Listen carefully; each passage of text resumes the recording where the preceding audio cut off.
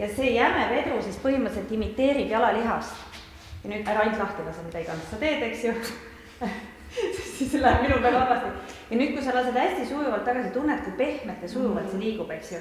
Ja see ongi see, sest et inimese lihas liigub sarnaselt. Inimese lihaskiud ju väga pehmelt sirutuvad ja tõmbavad järgi.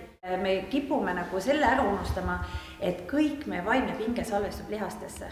Ja kui me nüüd meie ainuke treeningvorm on, ütleme, tugev adrenaliinitreening, kas tugev jooks, tugev jõusaal, tugev mingi võistlussport, mis on kõik väga teretulnud, kõik liikumised on teretulnud, aga kui see on ainuke alternatiiv nagu sellele kontoripingele ja sundasendile, siis ta pumpab tegelikult seda pinget lihasesse juurde, kuni ühel hetkel nagu lihas ei tõmba enam tagasi. Et selles mõttes on viimane aeg hakata ka meestel, ütleme, tegema sellist alternatiivtreeningut muude alade juurde. Nad võivad kõike muid peale teha, aga lihtsalt, et hoida oma tervist, sest Joosep Pilates lõigi selle tehnika nagu nii-öelda keha hoolduseks. Ja tema eesmärk oligi see, et keha oleks terve, et saaks vaba tegelema ükskõik millega. Oled sa siis boksija, ta ise oli boksija näiteks, treenis ennast boksijaks, pärast ta treenis tippboksijaid ja nii edasi. Et see on tegelikult niisugune füüsiliselt tugev ala, eks ju.